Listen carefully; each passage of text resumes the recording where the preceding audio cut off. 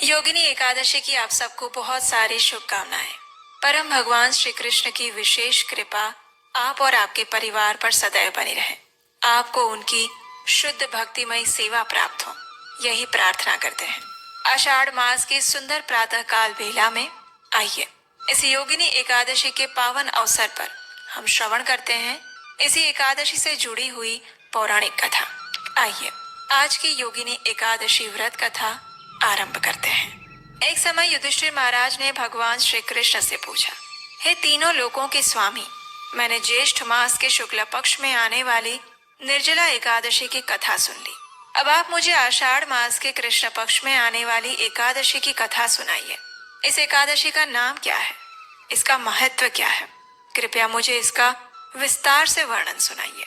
युधिष्ठिर महाराज की जिज्ञासा सुनकर भगवान श्री कृष्ण कहते हैं, हे राजन, आषाढ़ महीने के कृष्ण पक्ष की एकादशी को योगिनी एकादशी के नाम से जाना जाता है। इस व्रत के द्वारा सभी पापों का नाश हो जाता है। ये व्रत इस लोक में सुख प्रदान करता है और परलोक में मोक्ष का दाता है। हे राजन, ये एकादशी तीनों लोकों में प्रसिद्ध है। इस व्रत के द्वारा सभी पाप नाश हो जाते हैं और मैं अब आपको इस योगिनी एकादशी से जुड़ी हुई एक पौराणिक कथा सुनाता हूँ। ध्यान पूर्वक आप उसका श्रवण कीजिए। एक समय अलकापुरी नगर में यक्षों के राजा कुबेर निवास करते थे। वे भगवान शिव के बहुत बड़े भक्त थे। प्रतिदिन वे भगवान शिव की पूजा अर्चना करते, विशेष पुष्पों द्वारा अभिषेक करते। उन राजा कुबेर का एक सेवक था जिसका नाम था हेममाली। वो एक यक्ष था। हेममाली पूजा के लिए प्रतिदिन पुष्प लेकर आया करता और अपने राजा कुबेर को देता था। इस प्रकार वो अपने राजा कुबेर की सेवा करता था। हेममाली की एक बहुत सुंदर पत्नी थी। उसका नाम था विशालाक्षी। हेममाली अपनी पत्नी के प्रति अत्यधिक आसक्त रहता था। अब एक दिन वो मानसरोवर झील से पुष्प लेकर आया, लेकिन मार्ग में ही उसे अपनी पत्नी की याद आ गई। वो अपनी पत्नी के विचारों में इतना मग्न हो गया कि वे उन पुष्पों को राजा कुबेर को देने के बजाय उससे पहले अपने घर अपनी पत्नी के पास चला गया। अपनी पत्नी के साथ समय व्यतीत करते हुए दोपहर हो गई और उसे पता भी नहीं चला। इधर राजा कुबेर हेममाली की प्रतीक्षा कर रहे थे। प्रातः काल से 6 घंटे व्यतीत हो चुके थे, लेकिन अभी भी हेममाली नहीं आया था और उस वजह से पुष्प ना मिल पाने के कारण राजा कुबेर की उस दिन की पूजा अधूरी रह गई। इस कारण से राजा कुबेर अत्यंत क्रोधित हो गए। उन्होंने उसी क्षण सेवकों को आदेश दिया कि आप जाओ, हेममाली के घर पर जाकर ये जान के आओ कि वो आखिर क्यों नहीं आया। जब सेवकों ने हेममाली के घर पहुंचकर देखा तो हेममाली अपनी पत्नी के साथ व्यस्त था।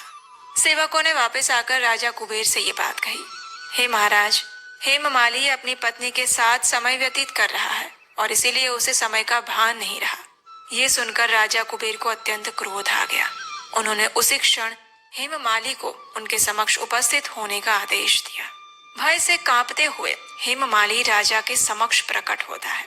वो जानता था कि उसने बड़ी भारी भूल कर दी थी। अपनी पत्नी के प्रति आसक्ति के कारण वो अपने कर्तव्य से चूक गया था। जब राजा कुबेर ने हेममाली को देखा तो वे अत्यंत क्रोधित हो गए। उनके होठ कांपने लगे, उनकी आंखें लाल हो गई और फिर राजा कुबेर ने हेममाली को श्राप देते हुए कहा, अरे ओ दुष्ट, तूने मेरे परम पूजनीय देवता भगवान शिव का अपमान कर दिया है। इसलिए मैं तुझे श्राप देता हूँ कि तू अपनी पत्नी से वियोग का कष्ट सहन करेगा और इस नश्वर संसार में कुष्ठ रोगी की तरह जीवन व्यतीत करेगा। ये सुनकर हेममाली अत्यंत दुखी हो गया और राजा कुबेर द्वारा मिले हुए श्राप के कारण उसी क्षण हेममाली अलकापुरी से गिरकर पृथ्वी पर आ गया और अब वो कुष्ठ रोगी हो चुका था। उसकी पत्नी से भी उसका वियोग हो चुका था। इस पृथ्वी पर आने के बाद वो अत्यंत कष्ट भुगतता रहा। अनेक वर्षों तक इधर उधर भटकता रहा, लेकिन भगवान शिव की कृपा से उसे अपने पूर्व जन्म की याद बनी हुई थी। उसकी बुद्धि क्षीण नहीं हुई। उसके पिछले जन्म की स्मृति यथावत थी। अनेक कष्टों से ग्रस्त और अपने पिछले कुकर्मों को याद करते हुए वो हिमालय की ओर चल पड़ा। एक दिन भटकते हुए हेममाली ऋषि मार्कंडेय के आश्रम में जा पहुंचा। ऋषि मार्कंडेय अत्यंत बुद्धिमान, तेजस्वी, त्रिकालज्ञ और दीर्घ आयु वाले थे, जो ब्रह्मा के समान प्रतीत हो रहे थे। उनका आश्रम भी ब्रह्मा जी की सभा की तरह भव्यता से जगमगा रहा था। ऋषि को दूर से देखकर ही हेममाली ने उन्हें प्रणाम किया।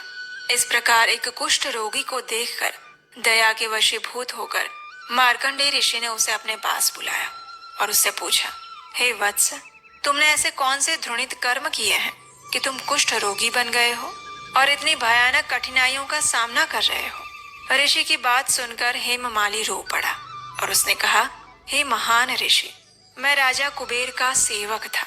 मेरा नाम हेममाली है। मैं प्रतिदिन मानसरोवर झील से पुष्प लाकर मेरे राजा कुबेर को भगवान शिव की पूजा के लिए अर्पित करता था। दुर्भाग्यवश एक दिन मैं अपनी पत्नी के साथ समय बिताने में इतना व्यस्त हो गया कि मुझे समय का ध्यान नहीं रहा और मैं दोपहर होने के बाद भी पुष्प नहीं पहुंचा पाया।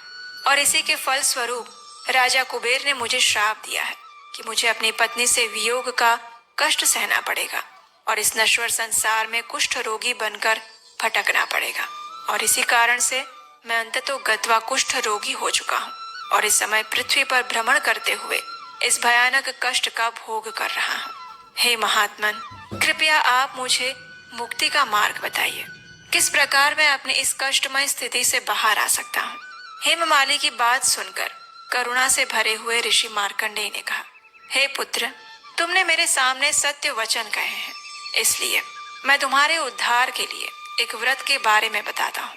आषाढ़ मास के कृष्ण पक्ष में आती है योगिनी एकादशी और इस एकादशी का व्रत विधि पूर्वक करने से तुम्हारे सभी पापों का नाश हो जाएगा। तुम राजा कुबेर के इस श्राप से भी मुक्त हो जाओगे। इतना कहकर ऋषि मार्कंडेय ने योगिनी एकादशी की विधि उस हेममाली को समझाई। ऋषि की वाणी सुनकर हेममाली अत्यंत प्रसन्न हुआ और उन्होंने ऋषि के निर्देश अनुसार विधि पूर्वक योगिनी एकादशी व्रत का पालन किया और इस व्रत के पुण्य प्रभाव से उन्हें अपना पूर्व जन्म का स्वरूप और शरीर फिर से वापस हो गया और प्रसन्नता पूर्वक वो अपने नगर अलकापुरी में जा पहुंचा। उसे देखकर राजा कुबेर को आश्चर्य हुआ और राजा कुबेर ने हेममाली से पूछा कि आखिर ये चमत्कार कैसे हुआ। तो हेममाली ने उत्तर दिया कि ये योगिनी एकादशी के प्रभाव का परिणाम है। और ये सुनकर राजा कुबेर भी प्रसन्न हुए और इस प्रकार हेममाली फिर एक बार अपनी पत्नी के साथ अलकापुरी में निवास करते हुए अपने राजा कुबेर की सेवा में संलग्न हो गया।